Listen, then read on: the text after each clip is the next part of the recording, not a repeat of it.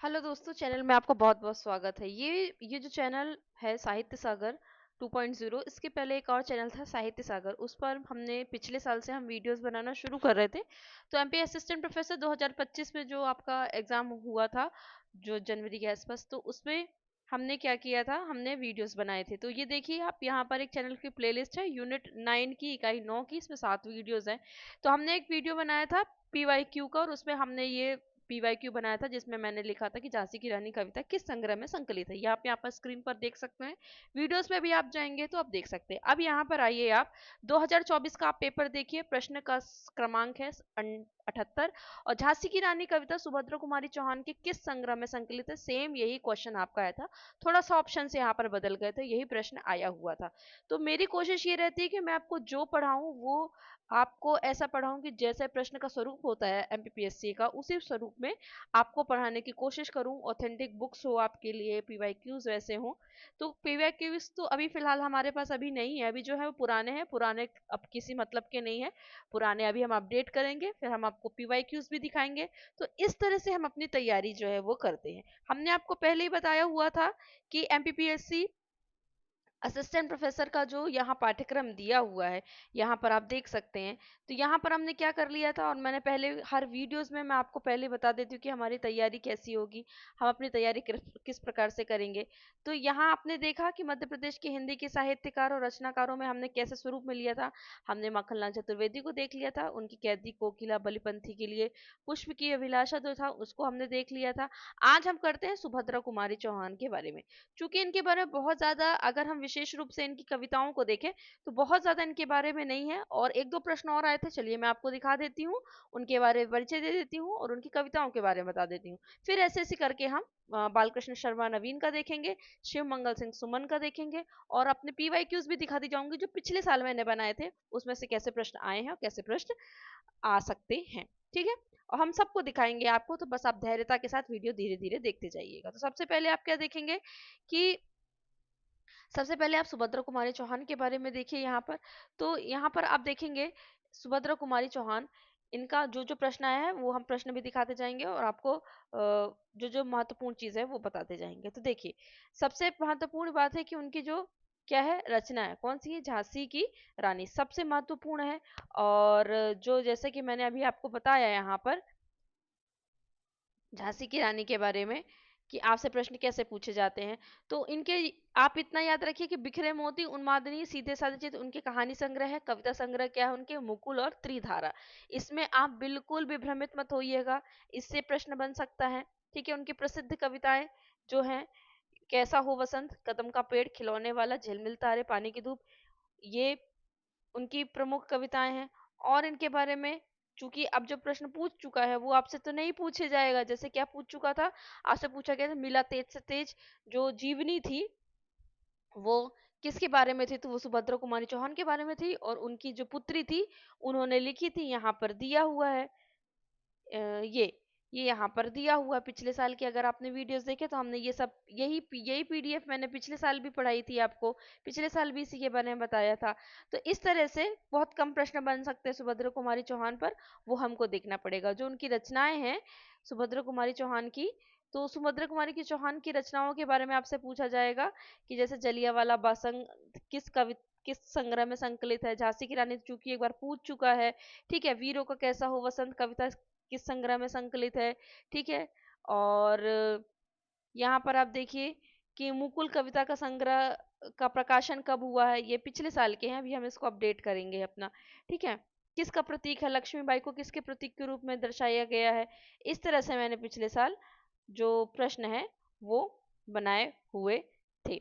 एक मैंने और बनाया था, जैसे झांसी की रानी है तो उसमें पूछा गया था कि मतलब कविता थी, मैंने खुद प्रश्न बनाया था कि आयु के समय जब उनकी मृत्यु हुई तो उनकी आयु क्या थी, और ये कविता में दिया हुआ है। ऐसे ही आपको वो पूछा गया था एक बार, पंक्तियों में से सतपुड़ा के घने जंगल में से पक्षियों के नाम पूछे गए थे, और जनजाति के बारे में पूछा गया था। तो बीच में से कविताओं के बीच में से भी प्रश्न बनता है आपका। झांसी की रानी कविता में डलहौजी ने झांसी पर कब्जा करने का अवसर कब पाया, और यहाँ पर एक और जो पंक्ति में दिया हुआ है, जब आप कविता पढ़ेंगे तब आपको पता चलेगा कि कविता में रानी लक्ष्मीबाई को किस देवी का अवतार माना गया है, तो दुर्गा का अवतार माना गया है।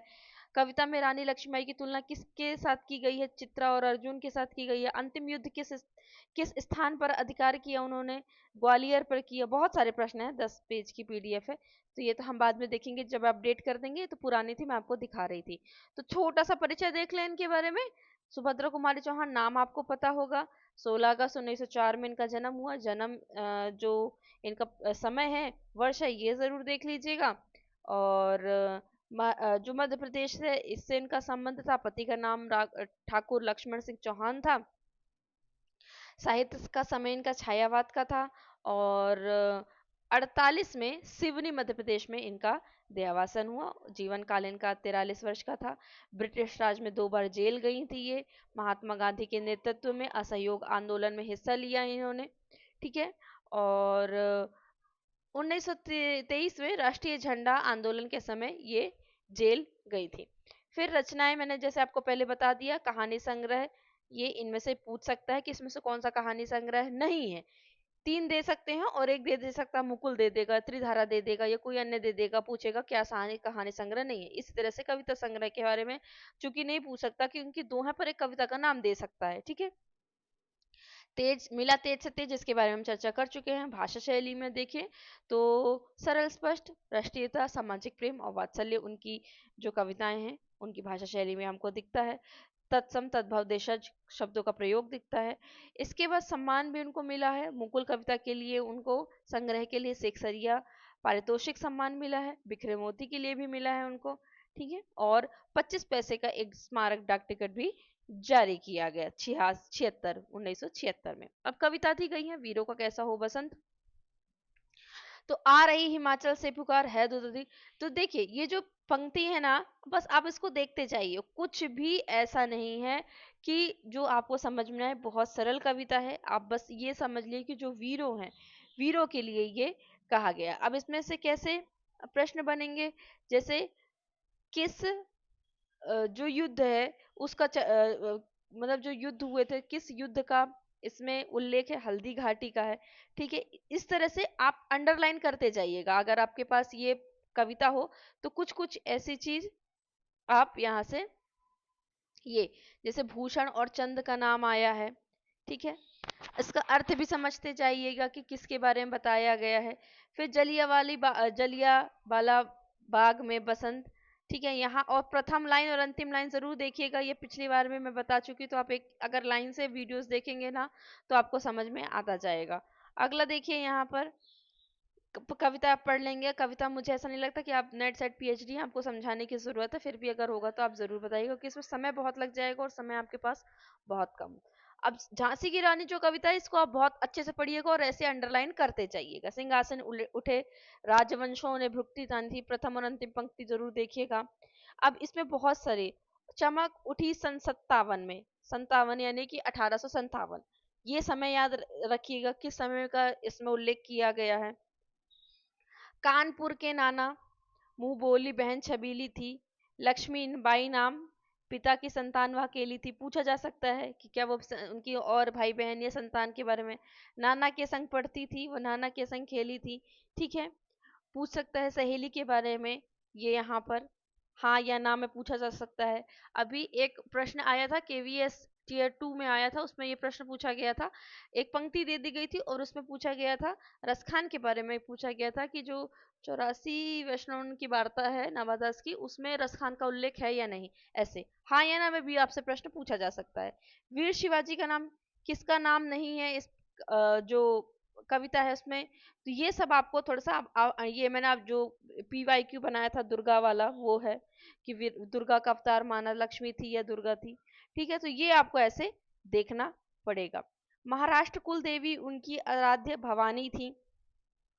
इसके बाद देखो क्या क्या, चित्रा ने अर्जुन को पाया, शिव को मिली भवानी थी। चित्रा अर्जुन यानी कि जैसे चित्रा ने अर्जुन को पाया था, वैसे जब इनका विवाह होता उस समय का यहाँ पर उल्लेख हुआ है, ठीक है।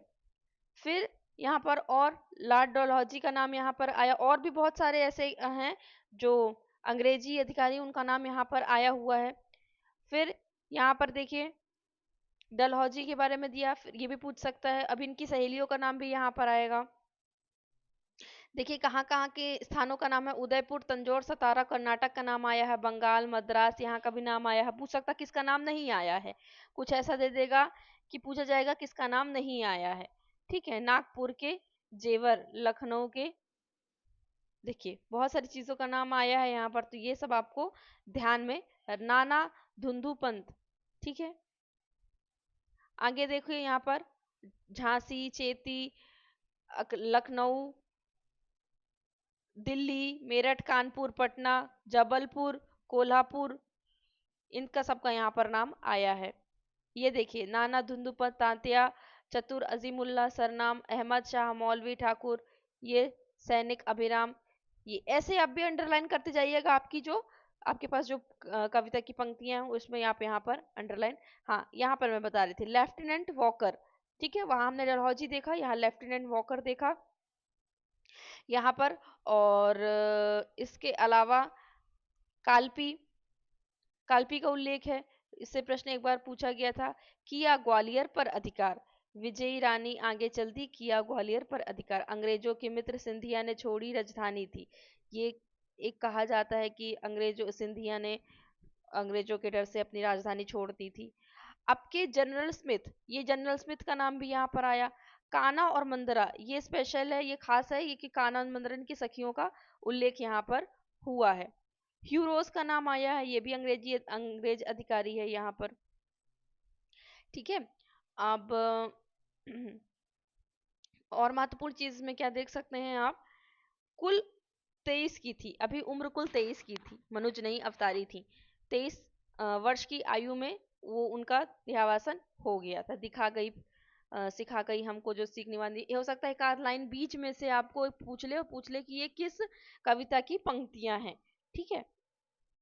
तो इस तरह से आप देखेंगे कि जो झांसी की रानी है, इस कविता से ज्यादा प्रश्न बन सकते हैं, बहुत प्रश्न, क्योंकि इसमें कविता क्योंकि बड़ी है तो इसलिए इससे ज्यादा प्रश्न बन सकते हैं। हमने पिछली बार प्रश्न बनाए हुए थे, लेकिन हम इसको और अभी और अच्छा बनाएंगे, क्योंकि अब जो जैसा इनका स्वरूप है एमपीपीएससी का, तो थोड़ा सा और कठिन होगा। और उसके साथ ही साथ क्या होगा ना कि माइनस मार्किंग है, तो हमको थोड़ा सा और इसमें अच्छे से देखना पड़ेगा, इसलिए इसको हम लास्ट लास्ट में बनाएंगे, अभी तो हम डिटेल में ही यहाँ पर पढ़ेंगे। अब हम देखते हैं हमारे जो दूसरे कवि हैं।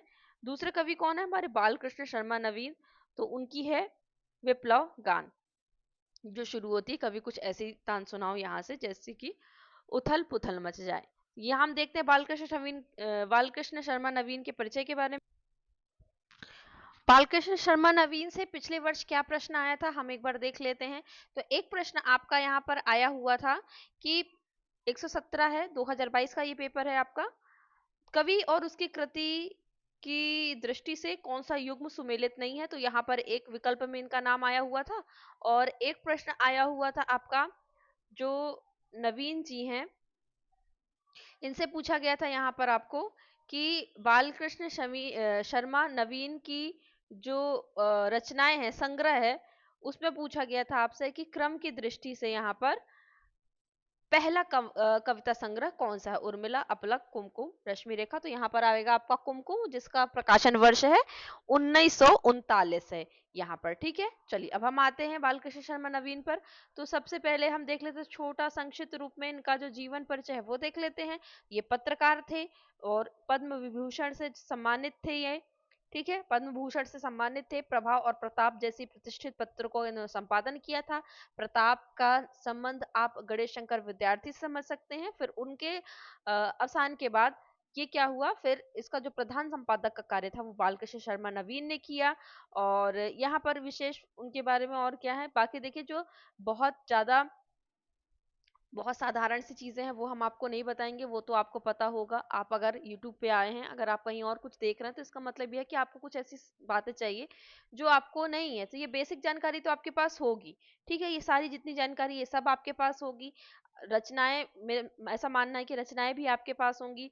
प्रगतिशील लेखन के मूर्धन्य कवि पंडित बालकृष्ण शर्मा नवीन का जन्म 8 दिसंबर 1997 को मध्य प्रदेश के शाजापुर जिले में हुआ। कहीं आपको ग्वालियर भी मिलेगा, तो क्या है, ग्वालियर जनपद के अंदर शुजालपुर स्थान था, वहां पर इनका जन्म हुआ। तो आप देख लीजिएगा शाजापुर है कि ग्वालियर है। पिता का नाम जमुनादास शर्मा, माता का नाम राधाबाई। 1917 में स्कूली शिक्षा पूरी कर नवीन जी गणेश शंकर विद्यार्थी के कानपुर आश्रम में रहकर स्नातक की पढ़ाई करने गए और इसी के चलते वे गंगाधर तिलक, एनी बेसेंट, गणेश शंकर विद्यार्थी, माखनलाल चतुर्वेदी, मैथिली शरण गुप्त से संपर्क में आए। विशेष बात क्या है, ये 6 बार जेल गए, राजनीति से उनका गहरा नाता था और पहली लोकसभा 1952 से 57 में कानपुर से निर्वाचन, जो कानपुर का निर्वाचन क्षेत्र था उसका उन्होंने प्रतिनिधित्व किया और अपने मृत्यु तक वे राज्यसभा के सदस्य रहे। तो जो राज्यसभा के सदस्य वाली जो बात है ये विशेष होती है, ठीक है। तो ये आप ध्यान रखिएगा कि पद्म भूषण सम्मानित थे और राज्यसभा के सदस्य थे। और विशेष बात क्या है इनके बारे में कि ये जो हैं 1955 में आपको पता है राजभाषा आयोग का गठन किया गया था। जब आप हिंदी का विकास देखते हैं साहित्यिक और राजनीतिक दृष्टि से, तो जब आप राजनीतिक दृष्टि से देखेंगे तो वर्ष 1955 में जो राजभाषा आयोग का गठन हुआ उसके सदस्य भी ये नियुक्त किए गए थे, ठीक है। उसके बाद हमने ये देख लिया। अब देखिए काव्य संग्रह कुमकुम, अपलक, रश्मि रेखा, क्वासी, विनोबा स्तवन, उर्मिला, हम विश्वाई जन्म के और प्राणार पर। अब जो आपका हम विश्वाई जन्म के हैं इसी में अगर आप देखेंगे तो ये यहाँ पर देखिए, ये दिख रहा है आपको विप्लव गायन, ठीक है। इस पुस्तक में 664 पृष्ठों की पुस्तक है और यहाँ पर 429 पेज पर यहाँ पर है, ठीक है। अब चलिए हम वापस अपने पीडीएफ में आते हैं। यहाँ हम देखते हैं तो यहाँ पर ये मैंने आपको संक्षिप्त रूप में इनके बारे में बता दिया। अब इनका जो विप्लव गान है, जो उनकी कविता है, कवि कुछ ऐसी तान सुनाओ। तो सबसे पहले मैंने आपको जब सुभद्रा कुमारी चौहान बता रही हूँ तब भी मैं बोल रही हूँ पंक्तियां जरूर याद करना, पंक्तियों से प्रश्न आता है। आपने अगर 2022-24 का पेपर अभी तक नहीं देखा तो वीडियो में मैं फिर से लिंक आपको दे दूंगी, आप एक बार 2024 का और 22 का पेपर पूरा देखिएगा।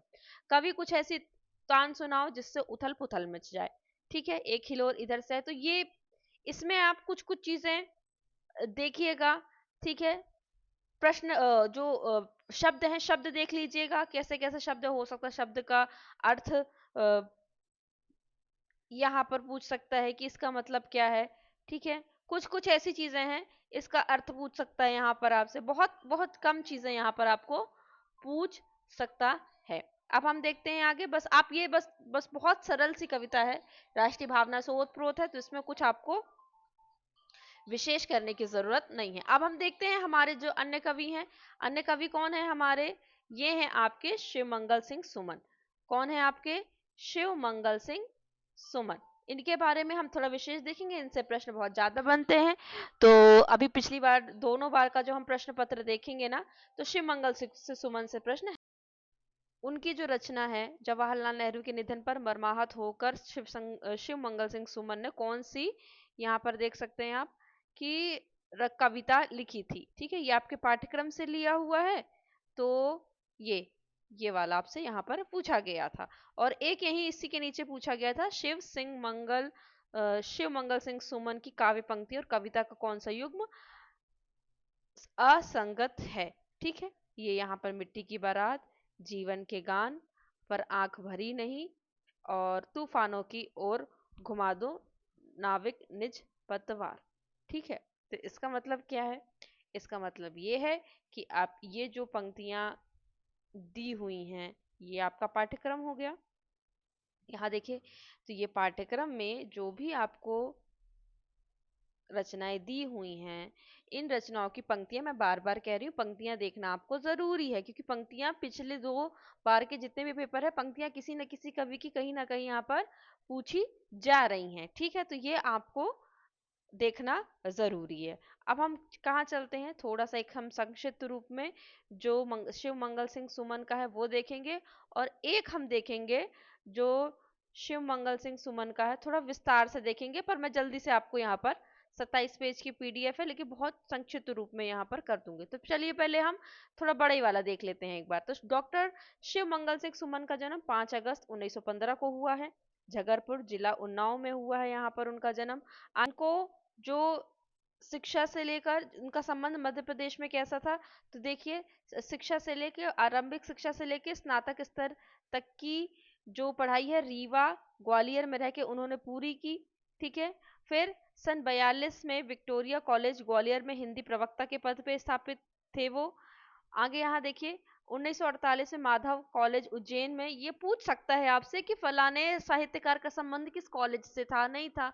आप इस तरह से भी याद रख सकते हैं, या फिर अगर आप साक्षात्कार में भी जाएंगे तो भी आपको शिव मंगल सिंह सुमन के बारे में बताने में यहाँ पर आपको ज्यादा सामग्री उपलब्ध हो जाएगी। फिर 1 फरवरी 82 को जबलपुर के विश्वविद्यालय ने अपनी रजत जयंती के उपलक्ष्य में डॉक्टर सुमन को डीलिट की उपाधि प्रदान की। पद्म भूषण है ये भी। और अभी हमने पहले देखा था नवीन जी का, वो भी पद्म भूषण थे। तो आप एक ऐसी लिस्ट बना लीजिएगा जिसमें पद्म भूषण से सम्मानित जो साहित्यकार हैं खासकर मध्य प्रदेश के, उनका नाम वहां पर हो। आगे हम देखते हैं सुमन जी ने 1956 से 1900 जो आपका 61 है वहां से नेपाल भारतीय दूतावास में क्या किया है, सांस्कृतिक और सूचना विभाग के सचिव के पद पर कार्य किया है। अगला देखिए 64 में विक्रम विश्वविद्यालय जो उज्जैन है वहां पर वो कला संकाय में डीन के पद पर आसीन थे और शैक्षणिक समिति के सदस्य थे। ये मैं सिर्फ आपको ये बता रही कि मध्य प्रदेश से उनका क्या संबंध था छोटे में।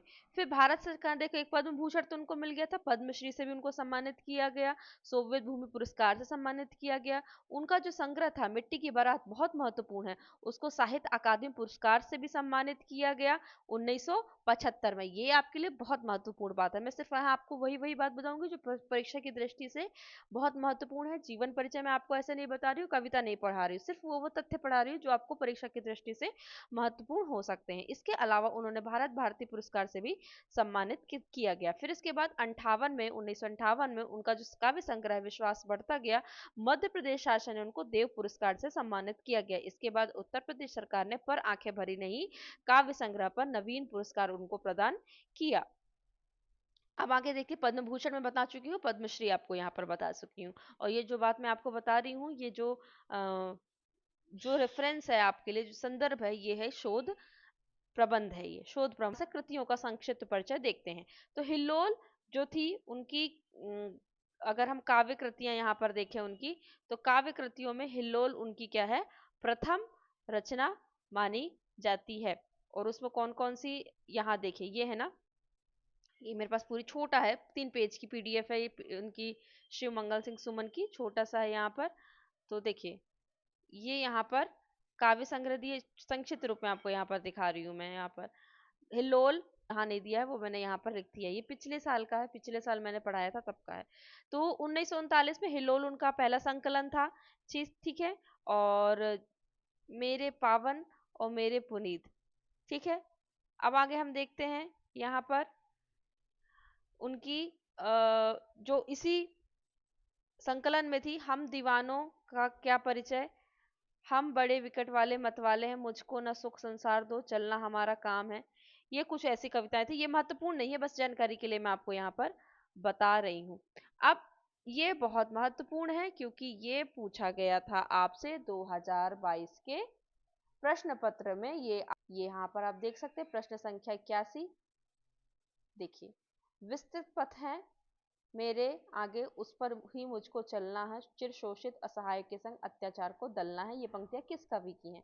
और ये जो पीडीएफ है शोध प्रबंध है, इसमें देखा हुआ हिल्लोल का प्रेमी कवि भी प्रणय के रास्ते को छोड़कर चिर शोषित असहायों के साथ चल पड़ता। ये मैंने पिछले साल पढ़ाया था आपको, ठीक है, पिछले साल पढ़ाया था, तभी ये शोध प्रबंध था। तो इसमें ये देखिए लिखा हुआ है, और ये कहाँ से आया हुआ है, हिल्लोल से आया हुआ है, ठीक है। इसलिए हिल्लोल के बारे में मुझे आपको बताना जरूरी था। और जैसे जैसे चीजें आती जाएंगी मैं यहाँ आपको यहाँ पर बताती जाऊंगी। जीवन के गान उनका दूसरा संग्रह है, यहाँ आप देख सकते हैं हिल्लोल, हिल्लोल के बाद यहाँ पर जीवन गान। चलिए जीवन गान के बारे में देखते हैं। इस काव्य संग्रह में कवि की मूल भावभूमि प्रगतिशील होती है। कुल 51 कविताएं हैं और यहाँ पर आपको बहुत ज्यादा विशेष देखने की जरूरत नहीं है। तीसरा है उनका प्रलय सजन, जो कि कब आया है, 1945 में आया हुआ है प्रलय सजन। इसमें ये इसलिए महत्वपूर्ण है क्योंकि ये है आपका क्या, पाठ्यक्रम। ये पाठ्यक्रम है यहाँ पर आपका। और इस पाठ्यक्रम में उनकी रचना हमको दिखी हुई है, तूफानों की ओर घुमा दो नाविक निज पतवार। तो तूफानों की ओर घुमा दो नाविक निज पतवार, तो ये जो कविता है ये इनकी प्रलय सजन में संकलित है, जो कि 1945 में आया हुआ है। फिर भी मेरा विश्वास अटल गाने को अभी की, तो ये सब उतना महत्वपूर्ण नहीं, लेकिन तूफानों की ओर ये आपके लिए महत्वपूर्ण है, इसलिए मैंने यहाँ आपको दिखाया। अब यहाँ देखिए अगली है, उनका अगला जो संकलन है वो है विश्वास बढ़ता ही गया। क्या है? विश्वास बढ़ता ही गया, और ये आया है 1948 में। यहाँ 55 लिखा हुआ था लेकिन ये 48 में आया हुआ है, विश्वास बढ़ता ही गया। अब इसमें हम देखें, पंक्तियां थोड़ी सी आप देख लीजिएगा, इसलिए देख लीजिएगा क्योंकि यहाँ देखिए प्रलय सजन की इन घड़ियों में कवि का मान कहा करता है। अगर ये आ गया और पूछ लिया ये पंक्तियां किस काव्य संग्रह से है, तो आप तो प्रलय सजन लगा देंगे, लेकिन ये प्रलय सजन की नहीं है, यह है विश्वास बढ़ता ही गया की वहां से। नई आग है, ये जो कविता है जो इसी संकलन में संकलित है, द्वितीय विश्व युद्ध की समाप्ति के दिनों में जो एशिया में भड़की हुई राष्ट्रीय स्वाधीनता और शोषण मुक्ति की आग है उस पर आधारित है। ठीक है, ये कुछ बहुत जरूरी, अब चूंकि ये तो शोध प्रबंध है इसमें तो बहुत ज्यादा विस्तार से दिया हुआ, लेकिन मैं आपको संक्षिप्त रूप में बता रही हूँ। अब पर आंखें भरी नहीं 1956 में आया उनका संकलन। कहाँ आया? 1956, कहीं कहीं आपको 55 भी मिलेगा, तो ये यहाँ पर है। जैसे मैंने बताया विश्वास बढ़ता ही गया, उसके बाद 48 में है, तो ये 55 या 56 कहीं यहाँ पर आपको मिलेगा। ठीक है, अब आप यहाँ पर देखिए 56 में है, पर आंख भरी नहीं। 44 कविताएं हैं, 2 भागों में विभाजित है, पूर्व भाग और उत्तर भाग में है। तो पूर्व भाग में 38 कविताएं, ये तो चलिए ठीक है, पर आप इतना बस देख लीजिए कि पर आंखें भरी नहीं में 2 भागों में ये कविता आपकी क्या है, विभाजित है। अब इसमें तो मिट्टी की महिमा, मिट्टी की बारात और मिट्टी की महिमा में आप भ्रमित मत होइएगा, ठीक है। आश्वासन युग सारथी गांधी के प्रति महात्मा जी के निर्वाण पर, 1954 से 1960 तक की रचनाओं का संकलन है। 2 भागों में ये भी विभक्त है, पहला विंध्य दूसरा हिमालय। ठीक है, विंध्य खंड में ये विशेष इसलिए है कि विंध्य खंड में मध्य प्रदेश में लिखी गई कविताएं हैं और हिमालय खंड में नेपाल में लिखी हुई कविताएं हैं, ये इसलिए महत्वपूर्ण है आपके लिए। अगला देखिए यहाँ पर, यह काव्य संग्रह मालव निवास और नेपाल प्रवास की संचित स्मृति है, ये उन्होंने स्वयं ही कहा है। हम देखते हैं मिट्टी की बारात, महत्वपूर्ण 1972 में आया हुआ है ये इनका, 1972 में मिट्टी की बारात आया हुआ है। तो मिट्टी की बारात जैसा कि आपको पता है कि मिट्टी की बारात सन 61 से 70 तक की रचनाएं हैं, 6 भागों में विभक्त है। ये एक एक पॉइंट इसके बारे में आपको याद रखना जरूरी है। माता भूमि, पुत्रो अहम पृथिव्या, मुक्त संग समाचार, देवहितम यदायु आनो भद्राकृत, ये यहाँ पर आपको क्या है, 6 जो भाग हैं, 6 भागों में ये मिट्टी की बारात जो संग्रह है ये बटा हुआ है। 4 खंड यहाँ दिया है, भूमिका के शब्दों में कहा गया है, प्रस्तुत संकलन भानुमति का पिटारा है। 4 खंडों और एक परिशिष्ट में तरह तरह की कविताएं संकलित की गई हैं। प्रथम खंड में मिट्टी की महिमा है, दूसरे कविता व्यंग्यात्मक है, ठीक है। तीसरे खंड में, ये आपको याद रखना जरूरी है, तीसरे खंड में गांधी, नेहरू, लाल बहादुर शास्त्री, मालवीय, पुष्किन, लेनिन की महत्व स्वीकृति के संबंध में है। चौथे मॉरिशस से संबंधित, लेकिन ये जो यहाँ पर लिखा हुआ तीसरे खंड में गांधी, नेहरू, ये आपके लिए महत्वपूर्ण है।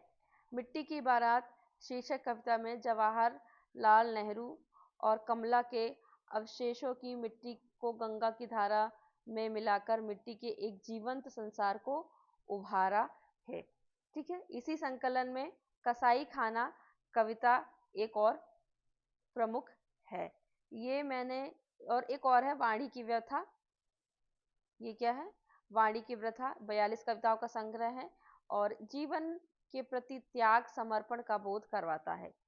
कटे अंगूठों की बंधन वारे, ठीक है, कटे अंगूठे यहाँ पर आप देख रहे हैं 1991, कटे अंगूठों की बंधन वारे, इसका नामकरण मध्य प्रदेश के आदिवासी भीलों के जो शर संधान करते हैं उसको देखकर यहाँ पर एकलव्य के आधार पर, तो ये भी आपसे पूछा जा सकता है।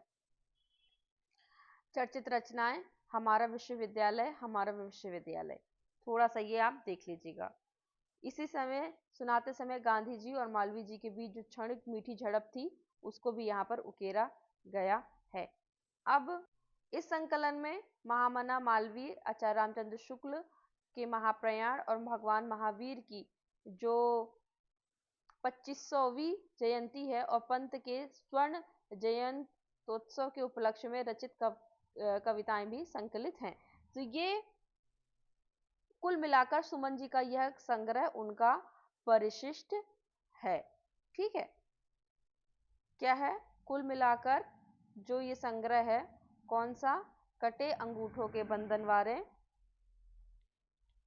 ये क्या है? इनका परिशिष्ट है। एक ये बात आप इनके बारे में रख ले। बाकी नाटक है यहाँ पर प्रकृति पुरुष कालिदास। चलिए यहाँ पर खत्म हो जाता है हमारा जो विस्तार वाला था, उसको मैंने छोटे में कर दिया। अब ये थोड़ा सा आपको संक्षिप्त रूप में यहाँ दिया, संक्षिप्त रूप में मैं जल्दी से आपको दिखा देती हूँ यहाँ पर।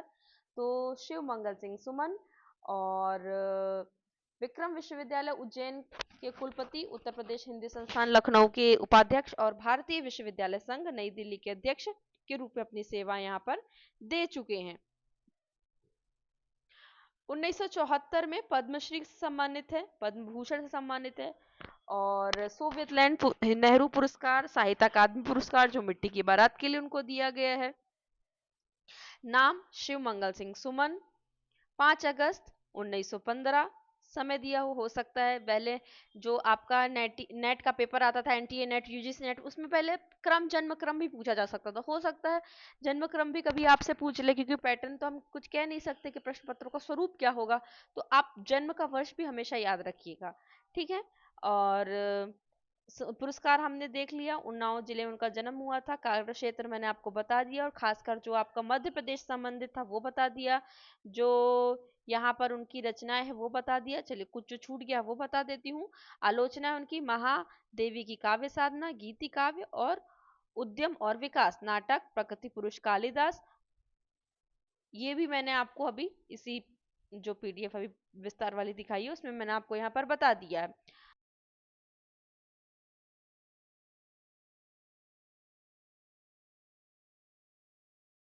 की ओर घुमा दो, नाविक निज पतवार, ये मैंने बता दिया किस संकलन में संकलित है। ठीक है, अब इसके बाद मैं आपको बस कविताएं यहाँ पर एक बार दिखा देती हूँ, तो यहाँ पर आप देख लीजिए पूरी की कविताएं हैं। तूफानों की ओर घुमा दो नाविक निज पतवार, इसके बाद पर आंखें नहीं भरी, कितनी बार तुम्हें देखा पर आंखें नहीं भरी।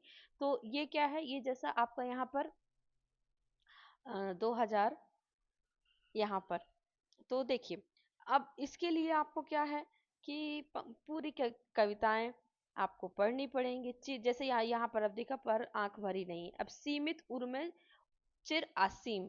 अब हम यहाँ वापस अगर अपने पीडीएफ में आते हैं तो देखिए सीमित उर में चिर असीम, तो इसलिए मैं बोल रही थी कि पंक्तियां आपको देखना बहुत जरूरी है। तो ये नहीं, पहले आप देख लीजिए तूफानों की ओर घुमा दो नाविक निज पतवार। अब तूफानों की ओर घुमा दो नाविक निज पतवार दिख रहा है, यहाँ पर दिख रहा है मिट्टी के पुतले मानव ने, तो ये पंक्ति इसमें दी हुई है। अब आगे हम देखते हैं यहाँ पर, अगर आप जीवन के गान देखेंगे ना, तो जीवन के गान जो है वो शिव मंगल सिंह सुमन का क्या है, एक संग्रह है और इसमें बहुत सारी जो कविताएं हैं वो यहाँ पर संकलित है, जैसे यहाँ पर आप देख सकते हैं इस तरह से। तो वो जो पंक्तियां हैं जो आपको दी हुई हैं वो इस संग्रह की नहीं है। अब हम आते हैं मिट्टी की बारात, तो मिट्टी की यहाँ मैंने ये यहाँ पर देखिए ये यही पूछा गया था, सृष्टि की वृष्टि में विकार नहीं होता प्रिय, श्रद्धा समर्पित सदा होती सर्वहारा को, और यही आपसे पंक्ति पूछी गई है। ये तो आपको इतना भी पता होता ना, और ये जीवन के गान का चूंकि ये नहीं है, ये गलत है, यहाँ पर आपका बी ऑप्शन यहाँ पर विकल्प आपका गलत है। तो इस तरह से हमने देखा कि हमें कविताएं किस तरह से किसके अनुसार पढ़नी है यहाँ पर कविताएं। तो यहाँ पर अगर हम अपना पाठ्यक्रम देखें तो हमने ये देख लिया, मिट्टी की बारात देख लिया, पर आंखें नहीं भरी ये हमने देख लिया। ठीक है, अब हम क्या देखते हैं, तो देखिए पूछा ही आपसे ऐसा किया था कि अगर आपने तूफानों की ओर घुमा दो अच्छे से पढ़ी है, मिट्टी की बारात अच्छे से पढ़ी है, और पर आंखें नहीं भरी ये अच्छे से पढ़ी है, तो जीवन के गान पढ़ी हो आपने अथवा ना पढ़ी हो वो आपको मतलब नहीं रखता। इसी तरह से आपसे प्रश्न पूछे जाते हैं। अब अगला देखते हैं हम, भवानी भवानी प्रसाद मिश्र को देखते हैं तो उनके सतपुड़ा के घने जंगल और सन्नाटा, सन्नाटा से भी पिछले वर्ष प्रश्न बना था आपका, गीत फरोश से बना था, सतपुड़ा के जंगल से बना था, भवानी प्रसाद मिश्र से भी बना था, तार सप्तक के कवि हैं, किस तार सप्तक के कवि हैं, इस तरीके से प्रश्न बना था, इनकी रचनाएं पूछी गई थी। तो प्रश्न हम देख लेते हैं एक बार, फिर उसके बाद हम यहाँ पर क्या करते हैं, आपको आगे उनकी कविताएं परिचय दिखाते हैं। तो सबसे पहला प्रश्न आपको यही मिल जाता है कि भवानी प्रसाद मिश्र की किस कविता में एक राजा और एक रानी की मामिक कथा का वर्णन किया गया है, और ये आएगा आपका सन्नाटा। ठीक है, किस सप्तक के कवि हैं, ये आपसे पूछा गया था। और एक इनकी जो रचना है कौन सी, सतपुड़ा के जंगल, उससे प्रश्न पूछा गया था। भवानी प्रसाद मिश्र के बारे में हम देखेंगे उनका जीवन परिचय। तो इनके जीवन परिचय में देखते हैं इनका नाम जो था भवानी प्रसाद मिश्र था, हम संक्षेप में भी यहाँ पर देख लेंगे। और इसके बाद यहाँ पर देखते हैं कि ये भवानी प्रसाद जो मिश्र थे ये क्या थे, दूसरे तार सप्तक हैं उनमें से प्रमुख एक कवि थे, दूसरे तार सप्तक के ये क्या थे, ये कवि थे। और इसके अलावा इनके बारे में विशेष चीज क्या है, इनको पद्मश्री और साहित्य अकादमी पुरस्कार इनको यहाँ पर दिया गया था। ठीक है, अब आगे हम देखते हैं इनके बारे में कि जो भवानी प्रसाद मिश्र हैं इनकी जो महत्वपूर्ण रचनाएं हैं वो है गीत फरोश, सतपुड़ा के जंगल, सन्नाटा, बुनी हुई रस्सियां। तो जिसमें सतपुड़ा के जंगल, सन्नाटा, गीत फरोश ये हमारे क्या है पाठ्यक्रम में लगी हुई हैं। ठीक है, अब और विशेष चीज देखते हैं इनके बारे में, इनका जो जन्म स्थान है होशंगाबाद जिला मध्य प्रदेश। तो देखिए जो जन्म स्थान है और जन्म वर्ष है ये भी आप देख लीजिएगा, क्योंकि अगर आप पिछले प्रश्नों का, पिछले वर्ष के प्रश्न पत्रों का जो अगर आप स्वरूप देखेंगे ना तो ऐसे प्रश्न आए हुए हैं जिसमें स्थान को लेकर के प्रश्न पूछे गए हैं। ठीक है, खासकर मध्य प्रदेश में, मध्य प्रदेश के जो लेखक हैं उनका संबंध किस किस जिले से था, ऐसे प्रश्न यहाँ पर बने हुए हैं। आपको हमने पूर्व में दिखाया था जब हम इकाई 9 की जो प्रश्न थे वो दिखा रहे थे। और एक जो इनसे प्रश्न आया हुआ था वो यहाँ पर आप देख सकते हैं, सतपुड़ा के घने जंगल से, सतपुड़ा के जंगल कविता में किस जनजाति का वर्णन मिलता है, तो यहाँ भील, गोंड, मुड़िया, संथाल। तो ये जब आप क्या करेंगे, जब आप कविताएं पढ़ेंगे ना तब यहाँ पर आपको मिलेगा, इसलिए मैं पहले बोली कविताएं पढ़ना जरूरी है, कविताओं के जो बीच में से ही प्रश्न यहाँ पर आपका आता है। ये देखिए, ये जो मैं आपको बता रही थी स्थान और स्थान और जन्म वर्ष के लिए, तो देखिए जैसे चंद्रकांत देवताले का जन्म स्थान ग्वालियर, गजानन माधव मुक्तिबोध बैतूल, मंदसौर, होशंगाबाद, इस तरह से इनका जो जन्म स्थान है ये यहाँ पर पूछा जाता है, इसलिए आपको जन्म स्थान और जन्म वर्ष आपको देखना जरूरी है। अब इनके काव्य संग्रह गीत फरोश, सतपुड़ा के जंगल, तो ये हमारे पास पूरा एक, ये देख सकते हैं आप यहाँ पर, ये है, ये तो हमने पूरा काव्य संग्रह का यहाँ पर बनाया हुआ है। गीत फरोश क्रम से है, गीत फरोश 53, फिर चकित है दुख 68, फिर अंधेरी कविताएं 68, इस तरह से इनका यहाँ पर ये दिया हुआ है। और कुछ महत्वपूर्ण जानकारी है, उदय प्रकाश ने भवानी प्रसाद मिश्र को कविता का गांधी कहा है, उन्होंने खुद को गांधी का बेटा कहा, मतलब भवानी प्रसाद मिश्र ने। और भवानी प्रसाद मिश्र को सहजता का कवि भी कहा जाता है। ये कुछ उनकी रचनाएं हैं जिसमें कालजयी जो, तो इनके बारे में जितनी भी इनकी रचनाएं हैं ये सब आपको याद करनी बहुत जरूरी है, क्योंकि जब हम हमें कोई एक प्रमुख व्यक्ति दे देता है तो उसके बारे में फिर हमें जानना पढ़ना जरूरी हो जाता है। होशंगाबाद में जन्म हुआ और उनकी जो भेंट है वो मखनलाल चतुर्वेदी से, जिन पर उनका व्यापक असर पड़ा, कविता का गांधी उनको कहा जाता है। ठीक है, ये आप बहुत अच्छे से यहाँ पर याद रखेंगे। या कविता के संबंध में गांधी का अगर नाम आएगा तो आप बताइएगा, जो आपके भवानी प्रसाद मिश्र हैं वो। अब उनकी प्रमुख रचनाएं मैंने आपको बता दी, ये जो रचनाएं दी है क्रम से नहीं है, क्रम से जो रचनाएं हैं वो ये है रचनाएं उनकी। ठीक है, ये है क्रम से उनकी रचनाएं। अब निबंध है तो कुछ नीति कुछ राजनीति, ये विशेष है क्योंकि एक चीज है तो आप याद कर सकते हैं। ऐसे हमने पूर्व में शिव मंगल सिंह सुमन का देखा था। फिर संस्मरण में देखिए, ये भी महत्वपूर्ण है, जिन्होंने मुझे रचा, क्योंकि जैसे आपको देखा होगा कि पिछली बार जो सुभद्रा कुमारी चौहान है उनकी जीवनी के बारे में पूछा गया था, मैंने आपको माखनलाल चतुर्वेदी की जीवनी बताई है। तो संस्मरण जीवनी ये भी आप इनके बीच में देखे रहिए। तुकों को खेल, फिर उसके बाद संपादन में देखिए संपूर्ण गांधी वांग्मय, कल्पना साप्ताहिक पत्रिका, विचार, महात्मा गांधी की जय, समर्पण और साधना, गगनांचल। भाषा शैली यहाँ पर दी, पुरस्कार सम्मान मैंने आपको बता दिया, पद्मश्री, साहित्य अकादमी पुरस्कार, मध्य प्रदेश शासन का शिखर सम्मान, नरसिंहपुर में उनका देवासन हुआ था। अब यहाँ पर हम देखते हैं कि सतपुड़ा के घने जंगल, तो अभी मैंने आपको बताया प्रश्न कैसे आए थे, उसमें आपसे जनजाति का जो वो था पूछा गया था, जनजाति के बारे में यहाँ पर आपसे पूछा गया था। तो आप इसको इसीलिए इस जितने मैंने अभी आपको कविताओं के बताए हुए हैं कि कविताओं से कैसे कैसे प्रश्न आ चुके हैं, पंक्तियां पूछ चुकी हैं, इस पे खास तौर पे यहाँ पर पंक्तियां ही पूछी गई हैं। तो अभी मैंने क्या बताया था आपको, जनजाति के बारे में यहाँ पर पूछा गया था। तो आप देखेंगे जनजाति, आप देखेंगे जो पेड़ हैं, पेड़ों के नाम देखेंगे कौन कौन से पेड़ यहाँ पर दिए हुए हैं। ठीक है, और पेड़ों के अलावा यहाँ पर जो एक बार नेट पे पूछा गया था, मुर्गे तीतर इस तरह से पूछे गए थे यहाँ पर। ठीक है, तो आप यहाँ पर इसको देख लीजिएगा। पूरी बहुत सरल सी सतपुड़ा के जंगल बहुत सरल सी कविता है, ये आपको बहुत पढ़ाने की दिखाने की जरूरत नहीं है, आप स्वयं ही यहाँ पर देख सकते हैं। अगली जो है वो सन्नाटा है।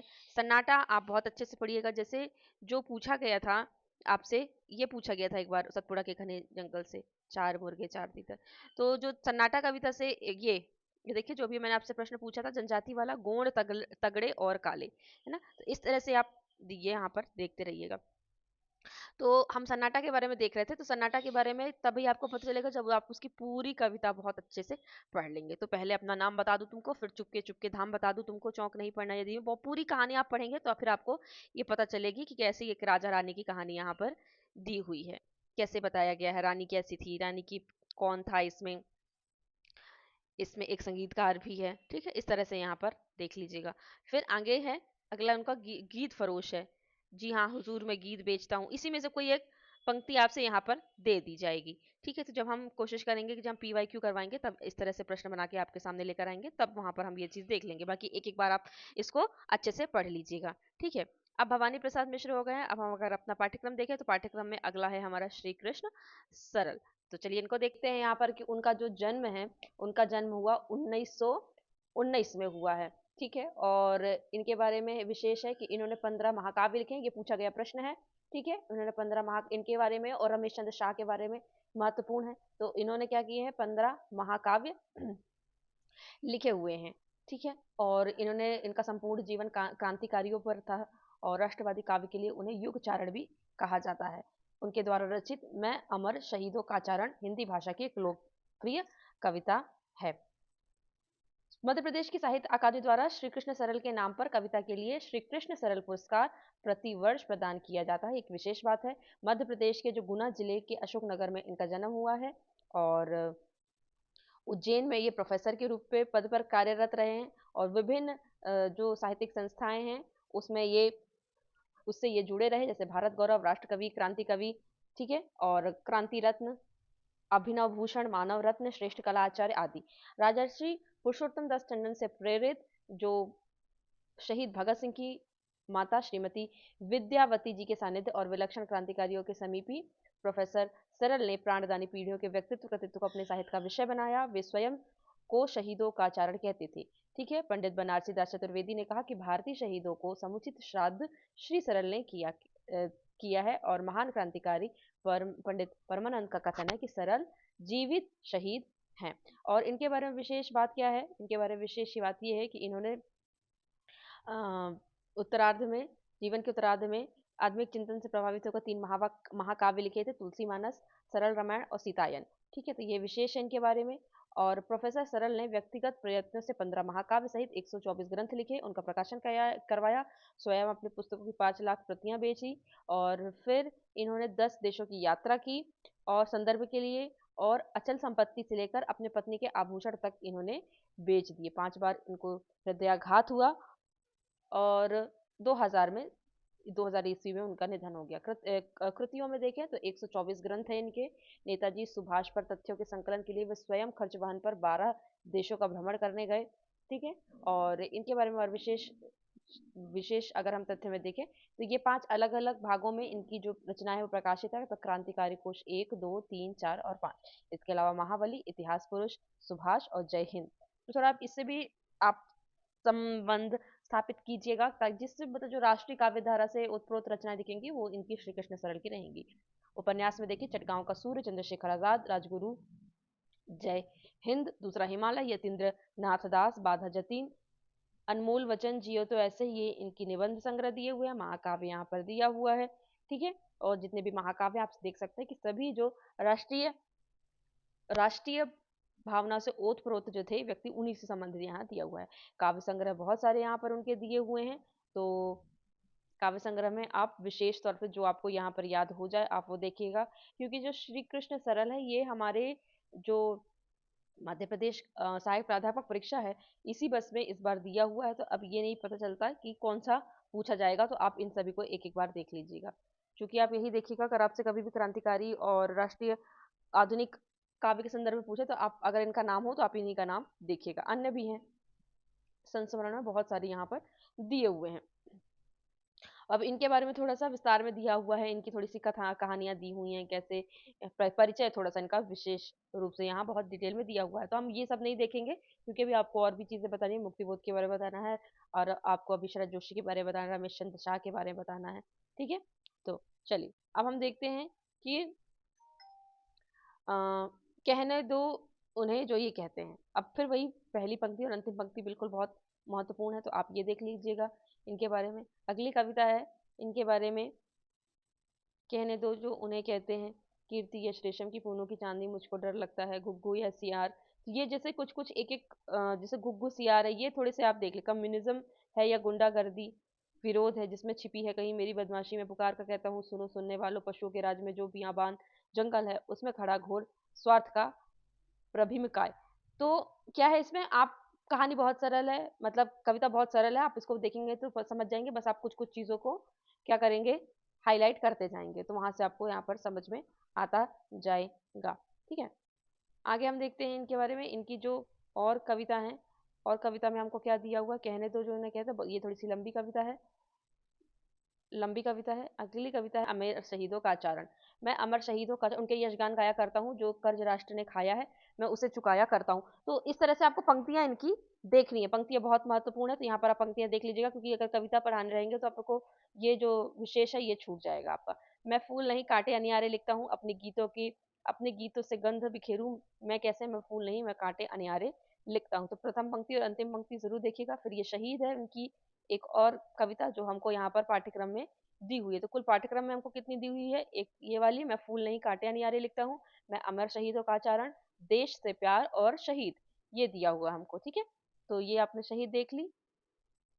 इस तरह से श्री कृष्ण सरल की हमने यहाँ पर कविताएं देखी, ये यहाँ पर दी हुई हैं। फिर कभी समय मिलेगा तो हम केवल इकाई 9 में जिस दिन होगा तो हम PYQ और जो आपका कविता है एक बार हम पढ़ के देख लेंगे, और उसमें जो हाईलाइट करने वाली चीजें होंगी वो हम हाईलाइट कर लेंगे। यहाँ नहीं करेंगे, क्योंकि अभी हम ऐसा मान के चल रहे हैं कि आप ये चीज खुद से कर लेंगे। अगर आपको नहीं होगा तो फिर हम एक बार एक और वीडियो बनाएंगे इकाई 9 का, और उसमें हम ये सारी चीजें कर लेंगे। ठीक है, चलिए अब हम देखते हैं हमारे मुक्ति बोध को। तो मुक्ति बोध के लिए मेरे पास 2 PDF है, तो ये वाली थोड़ी ज्यादा विस्तार से है, तो पहले हम इसको देख लेते हैं, ये वाली है ना। मुक्तिबोध के बारे में हम देखते हैं, जैसे जीवन परिचय और उनके बारे में तो आपको ये पता होगा कि तार सप्तक में ये शामिल थे। इनकी रचनाओं के बारे में, बहुत सारी इनकी रचनाएं नहीं है, बहुत कम इनकी रचनाएं हैं। तो मुक्तिबोध की रचनाओं के बारे में अगर हम यहाँ पर देखें तो हमको 2 विशेष रूप से संग्रह मिलते हैं उनके। कौन कौन से हमको संग्रह मिलते हैं, एक तो हमको मिलता है कि मुक्तिबोध का चांद का मुंह टेढ़ा है, जो 1964 में प्रकाशित हुआ, और दूसरी दूसरी भूरी भूरी खाक धूल मिला। ठीक है, और इनकी जो चर्चित कविताएं हैं, वो अंधेरे में, ब्रह्म राक्षस, अंतःकरण का आयतन और भूल गलती है।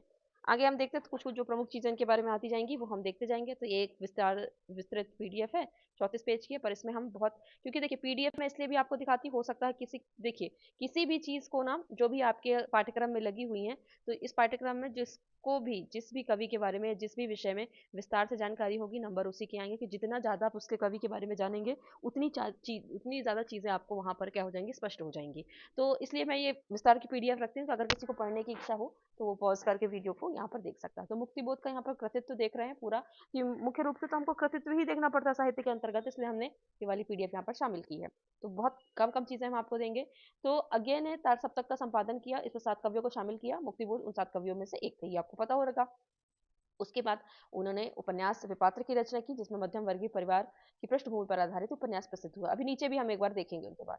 फिर उसके बाद उन्होंने काट का सपना और सतह से उठता आदमी नाम की कहानियों की रचना की, इस सरसरी तौर पर हम यहाँ पर देखेंगे। उसके बाद जन्म मनम मैं आपको यहाँ पर नहीं बता रही हूँ, मैं ऐसा मान के चलती हूँ कि मुक्तिबोध के जन्म के बारे में आपको यहाँ पर पता होगा कि उनका जन्म कब हुआ।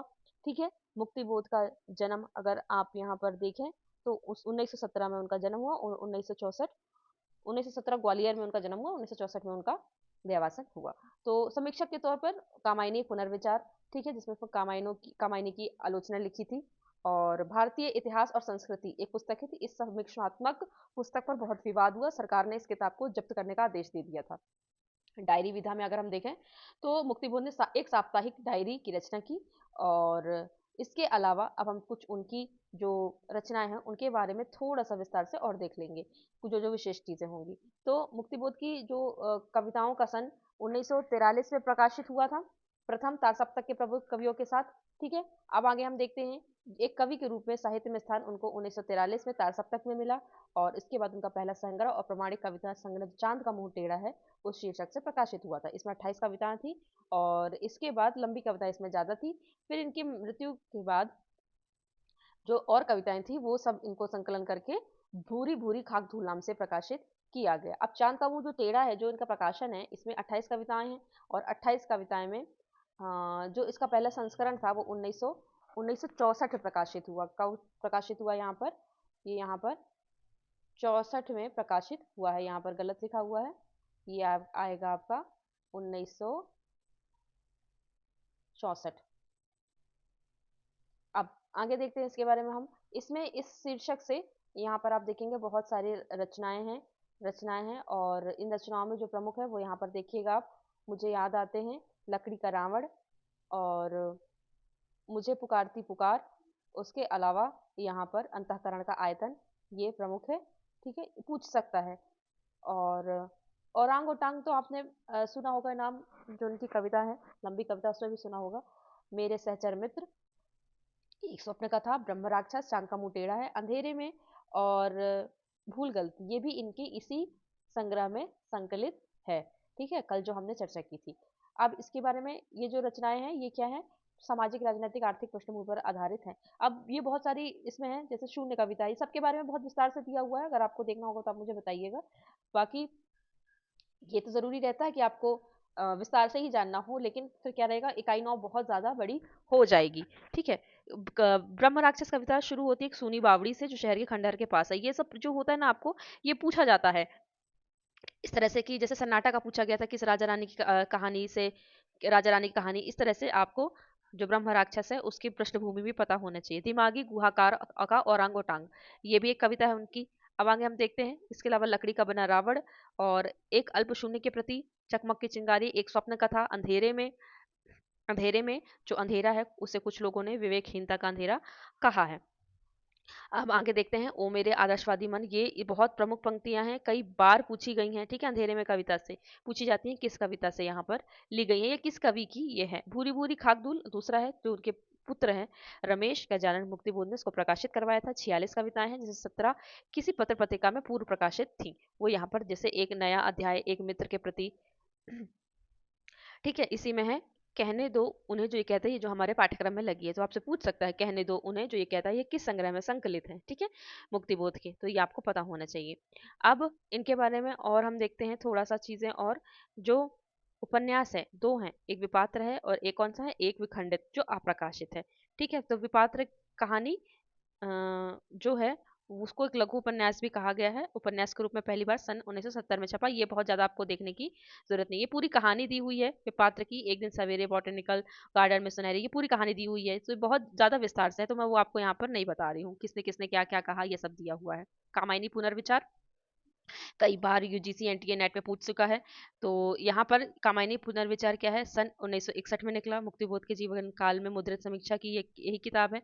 कामायनी पर मुक्तिबोध के जो 2 निबंध थे, ठीक है, वो इससे प्रकाशित हो चुके थे। तो इस तरह से मुक्तिबोध ने कामायनी के बारे में यहाँ पर लिखा हुआ है। अगला हम देखते हैं भारतीय इतिहास और संस्कृति, ये भी इनका है। पाबंदी जो लगी थी, इस पाबंदी को ध्यान में रखते हुए मुक्तिबोध रचनावली में इस गैर साहित्यिक लेखन की महत्वपूर्ण पुस्तक को स्थान न मिल पाता। मध्य प्रदेश, मतलब पहले इसको वो कर दिया गया था क्या, कि जब्त करने का आदेश जारी कर दिया गया था, क्योंकि इसमें जो लिखा हुआ था इसकी निर्भीक और रूढ़ियुक्त मौलिक दृष्टि के कारण कुछ और जमाने के प्रकाशकों की आपसी होड़ के फलस्वरूप इस पुस्तक को विरोध और आंदोलन हुआ इस पुस्तक को लेकर, और उच्च न्यायालय के एक आदेश अनुसार इस पर कुछ पाबंदियां लगा दी गई थी। तो ये आपसे पूछ सकता है कि मुक्तिबोध की किस रचना पर पाबंदी लगाई गई थी। फिर एक नई कविता का आत्मसंघर्ष, ठीक है, तो कौन से निबंध हैं, कौन से संस्मरण है, कौन सी कहानियां हैं, कौन से आपकी कविता संग्रह है, ये सब आपको यहाँ पर देखना पड़ेगा। ये एक नई समीक्षा का आधार, काव्य एक सांस्कृतिक प्रक्रिया, एक नई कविता नया दायित्व, नई कविता का आत्मसंघर्ष, शमशेर मेरी दृष्टि में, सुमित्रा नंदन पंत एक विश्लेषण। ठीक है, अब हम आगे देखते हैं इनके बारे में, मुक्तिबोध के बारे में। जो प्रमुख प्रमुख चीज थी वो हमने यहाँ देख लिया था। अब कुछ ये है कि किस किस कहानी विधा के बारे में आलोचकों ने क्या कहा उनके। तो ये कहानी में देखिए, काट का सपना है और क्या है, सतह से उठता आदमी, दो उनके संग्रह हैं। और इसमें कुछ जो कहानियां हैं वो दी हुई हैं। अब अंधेरे में क्या है, इनकी एक कविता भी है। ठीक है, तो जैसे ब्रह्म राक्षस, तो ये जिस थोड़ा आप जिससे अपना संबंध स्थापित कर पाएंगे ना, वो आप बस याद कर लीजिएगा, काट का सपना। ठीक है, तो वो बस आप देख लीजिएगा। सत्य से उठता आदमी से 9 कहानियां हैं। ठीक है, आखेट, एक दाखिल दफ्तर, भूत का उपचार, समझौता, जलना, चाबुक, विद्रूप और सतह से उठता आदमी। कहानी विधा के बारे में फिर यहाँ पर उनके बताया गया है, ये बहुत ज़रूरी नहीं है आपके लिए। डायरी विधा के बारे में है। डायरी तो एक साहित्य की डायरी बहुत महत्वपूर्ण है आपके लिए। ठीक है, ये बहुत महत्वपूर्ण है। ठीक है, चलिए, तो इस तरह से आपने देखा इनके बारे में। ठीक है, अब हम देखते हैं हमारे जो अगले कवि हैं। अगले कवि कौन है हमारे यहाँ पर, हम देखेंगे। अगले कवि नहीं है हमारे अगले हमारे व्यंग्यकार हैं जिनका नाम है शरद जोशी।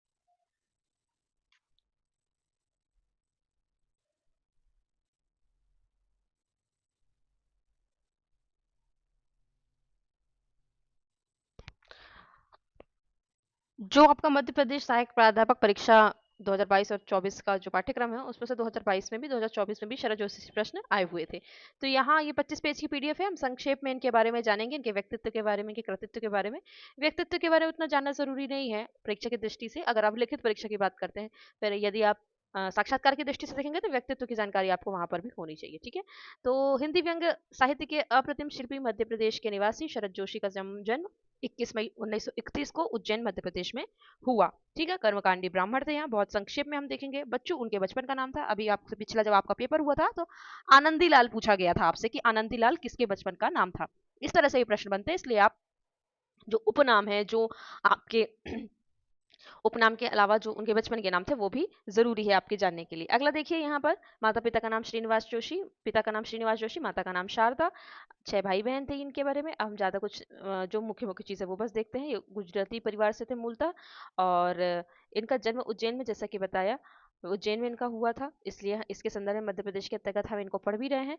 जीवन संघर्ष काफी था, नौकरी का भी संघर्ष काफी था। इन्होंने अंतर्जातीय विवाह भी किया था।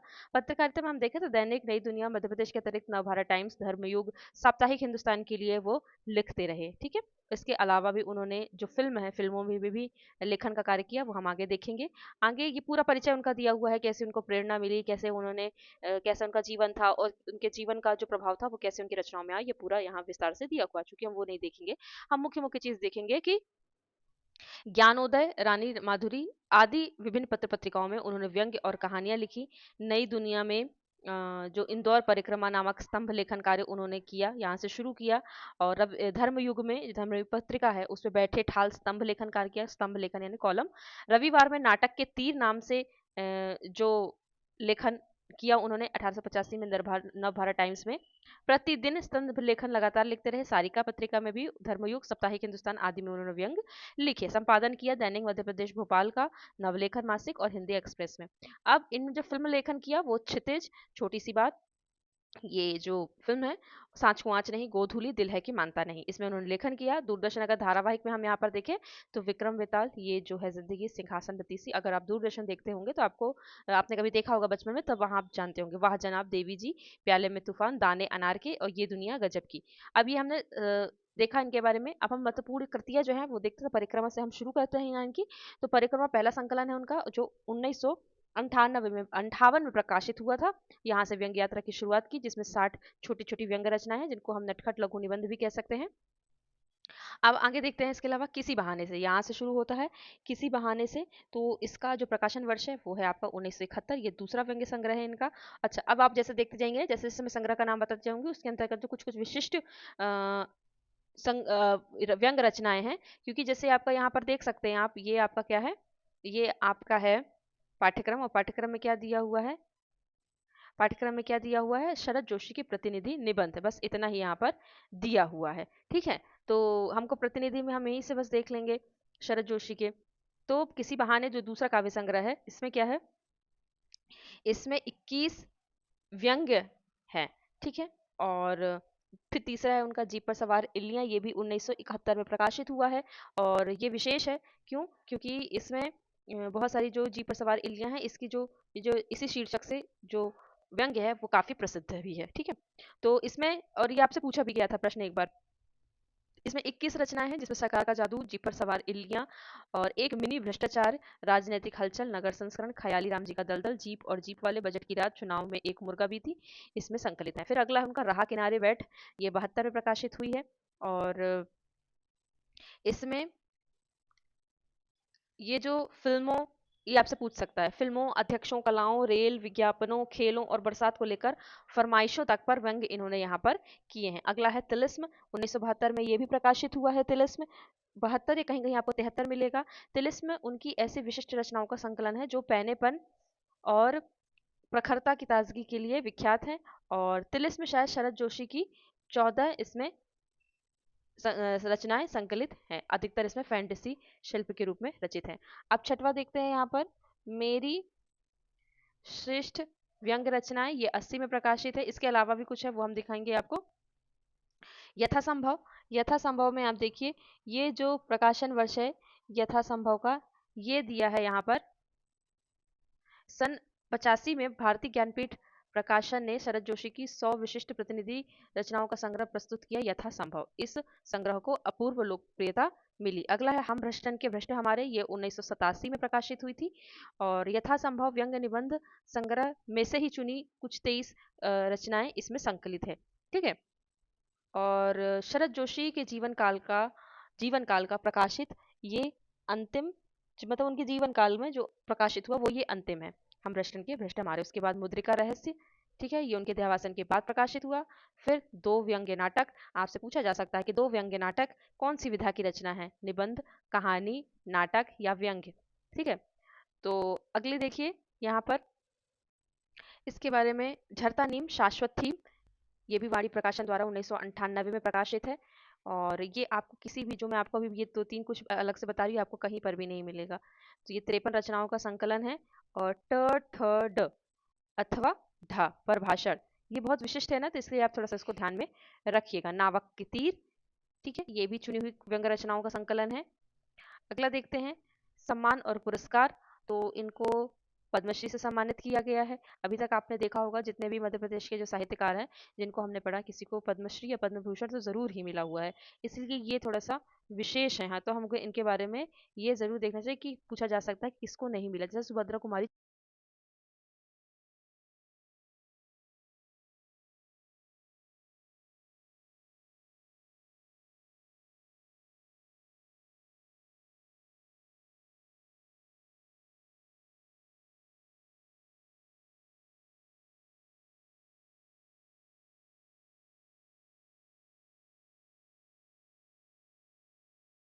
क्रम के अनुसार अब हम देखते हैं रमेश चंद्र शाह को।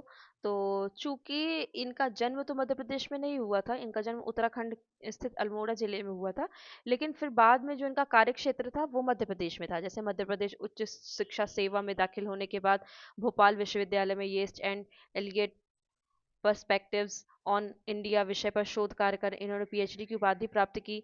फिर मुक्तिबोध फेलोशिप के अंतर्गत उन्होंने एक उपन्यास अस्तु, ये मैंने इसलिए यहाँ पर हाईलाइट किया हुआ है ना, तो दोनों चीज आप समझ सकें कि इनका संबंध मध्य प्रदेश से कैसा था और इन्होंने क्या विशेष कार्य किया। तो उपन्यास अस्तु ये आपसे पूछा जा सकता है। ठीक है, क्योंकि रमेश चंद्र शाह के बारे में प्रश्न बहुत कम बनते हैं, एक ही इनकी रचना केला में लड़ाई, तो उनसे प्रश्न कम बनता है, तो हो सकता है व्यक्तित्व के बारे में, कृतित्व के बारे में उनसे पूछा जा सके। एक एक रचना है नदी भागती आई, यहाँ पर दिया हुआ है। और अब ये यहाँ पर ये दिखाया जा रहा है कि मध्य प्रदेश का क्या संबंध था। तो एक वर्ष, मतलब यहाँ पूरा ऊपर दिया हुआ कि एटा में उन्होंने यहाँ पर नियुक्ति उनको डिग्री कॉलेज में मिली। उसके एक वर्ष बाद 1961 में मध्य प्रदेश उच्च शिक्षा विभाग के अंतर्गत भोपाल के भाषकीय हमीदिया कॉलेज में नियुक्ति हुई। वहां से फिर पदोन्नत होकर गवर्नमेंट डिग्री कॉलेज में सीधी में कार्यरत रहे। फिर पन्ना के छत्रसाल महाविद्यालय में अध्यापन कार्य किया। फिर यहाँ पर अंग्रेजी विभाग के प्रोफेसर और अध्यक्ष की हैसियत से 97 में सेवानिवृत्त होकर भोपाल स्थित निराला सृजन पीठ के निर्देशक के पद पर दिसंबर में 2000 तक रहे। तो आपसे पूछा जा सकता है कि इनमें से कौन सा जो रचनाकार है वो निराला सृजन पीठ के निर्देशक के पद पर कार्यरत रहा, ये आपसे प्रश्न पूछा जा सकता है। ठीक है, चलिए अब हम आगे देखते हैं कि उनकी जो कृतित्व है, उनकी जो रचनाएं हैं वो देख लेते हैं हम। तो यहाँ अगर आपने देखा होगा कहानी संग्रह से हम यहाँ शुरू करते हैं। उपन्यास तो आपने पढ़े होंगे, अगर नेट आपने पढ़ा है और सेट पढ़ा है तो आपने जरूर इनके उपन्यास पढ़े होंगे। तो पहले हम कहानियां देख लेते हैं, उसके बाद हम उपन्यास देख लेते हैं। तो कहानियों में देखिए, जंगल में आग, मोहल्ले का रावण, मानपत्र, थिएटर, गेटकीपर, मेरी प्रतिनिधि कहानियां और मेरी प्रिय कहानियां। तो इसमें से कहानियां तो आपको दो चार ही याद करनी पड़ेगी। उपन्यास में देखिए, गोबर गणेश, किस्सा गुलाम, पूर्वापर, आखिरी दिन, पुनर्वास, आप कहीं नहीं रहते विभूति बाबू, पर्दे, सफेद पर्दे पर, कम वक्त इस मोड़ पर, विनायक, ये मुख्य है, ठीक है, और असबाब ए वीरानी और कथा सनातन, ये प्रकाशित है। फिर काव्य संग्रह में देखिए, कछुए की पीठ पर, हरिश्चंद्र आओ, नदी भागती आई, उकाब हुलार, ये कुमायूनी कविता संग्रह है। प्यारे मुचकुंद को, चाक पर, देखते ही शब्द भी अपना समय, अनागरिक और आधुनिक कवि माला। साहित्य आलोचन में अगर आप देखें तो ये कुछ साहित्य आलोचन है, जिसमें वागार्थ है, अज्ञेय, वागार्थ का वैभव, आलोचना का पक्ष, समय संवादी, वाग्देवी की वापसी, ये कुछ प्रमुख प्रमुख यहाँ पर दिए हुए हैं। इसके अलावा संपादित कृतियां हैं, जैसे जड़ की बात, अज्ञेय, काव्य स्तबक, निराला, संचयिता, ठीक है। और यात्रा वृतांत में एक लंबी छां, जो एक एक दो दो है, जैसे यात्रा वृतांत या फिर संस्मरण जीवनी, ये विशेष रूप से इनके बारे में देखना पड़ेगा। निबंध संग्रह देखिए, निबंध संग्रह, रचना के बदले, शैतान के बहाने, आड़ू का पेड़, पढ़ते पढ़ते, स्वधर्म, ये इस तरह से इनका यहाँ पर दिया हुआ। तो आपसे जितना भी याद करते बन जाए आप देख लीजिएगा। अकेला मेला डायरी बहुत महत्वपूर्ण है, क्योंकि और अकेला बेला, आप इसके साथ एक और याद कीजिएगा, इस खिड़की से, ये बहुत महत्वपूर्ण है क्योंकि दो हैं, है ना। तो ये तो आपके पाठ्यक्रम में लगा हुआ है, ये आपके पाठ्यक्रम में नहीं, तो आप इसको विशेष तौर से देख सकते हैं क्योंकि इनमें प्रश्न बहुत कम बनते हैं। फिर अंग्रेजी से प्रकाशित ग्रंथ यहाँ पर दिए हुए हैं। तो इस तरह से हमने रमेश चंद्र शाह के जीवन के परिचय बारे संक्षिप्त रूप में यहाँ पर देखा। अब इनकी हम देखते हैं जो पाठ्यक्रम में लगी रचना है, जो है अकेला मेला डायरी। तो ये करीब करीब आपकी पुस्तक है मेरे पास। तो पुस्तक में मुझे ऐसा कुछ विशेष नहीं लगा, पर जो विशेष लगा है मैंने वो यहाँ पर लिया। ये पुराने साल, पिछले साल के नोट्स है, और इसमें से जो प्रश्न आया था वो भी मैं आपको दिखा देती हूँ। तो ये अकेला मेरा डायरी है, और यहाँ से हम भूमिका से शुरू करते थे। वीरेंद्र कुमार जैन को, जिन्होंने सर्वप्रथम मेरी डायरी अपनी पत्रिका में प्रकाशित की, ये हमने पुस्तक से ही लिया हुआ है। गजानन माधव मुक्ति बोध को, तो आपसे पूछा जा सकता है कि अकेला मेला डायरी में जो स्मरणांजलि है या फिर किसको याद किया गया, तो वीरेंद्र कुमार जैन को और मानव गजानन माधव मुक्ति बोध को याद किया गया। फिर भूमिका में हम आगे देखते हैं कि यहाँ पर दिया है कि जो प्रमुख चीजें हैं वो मैं बस आपको देखिए, तो पूरी भूमिका दी हुई है, मैंने पूरी भूमिका यहाँ पर उतारी हुई है कि क्योंकि ये पुस्तक जल्दी से आपको मिलती नहीं है, ठीक है। तो ये पूरी भूमिका है। भूमिका में उन्होंने जो विशेष बात ये बताई थी कि ये एक विरल संयोग है, आज से कोई 20 वर्ष पहले एक लोकप्रिय और साहित्यिक हलकों में लगभग उपेक्षित पत्रिका के नाम पर क्या आया हुआ है, कल्पना। तो बताया गया है कि कल्पना के जो संपादक है, उन्होंने मुझे संस्मरण और डायरी लिखने की मांग की, और जब मैंने बहुत संकोच और हिचकिचाहट के साथ उनके निरंतर आग्रह की रक्षा के लिए संकलित सामग्री से के अंश उनको दिए, तो उन्होंने ना केवल क्या किया, उन्होंने इसको गढ़ा, अच्छे से गढ़ा, और उसके बाद इसको प्रकाशित करवाया। और निरा संयोग नहीं है कि अभी 2 माह पूर्व जब वैसी ही एक और साहित्यिक पत्रिका साहित्य अमृत, ठीक है, ये विशेष तौर से क्योंकि ऐसे ही प्रश्न बना था पिछली बार, इसी डायरी के कुछ पन्ने प्रकाशित हुए, तो उस पर भी सबसे पहले उनकी ही निगाह पड़ी। अब देखिए मैं आपको यहाँ पर दिखाती हूँ, आपका जो 2024 का पेपर है, तो 2024 के पेपर में आपसे ये पूछा गया है कि रमेश चंद्र शाह की डायरी अकेला मेला के आरंभिक अंश किस पत्रिका में प्रकाशित हुए, वसुधा, नवनीत, वागार्थ या अक्षर पर्व। अब आप ये प्रश्न देखिएगा और थोड़ा सा ये जो भूमिका है वो देखिएगा।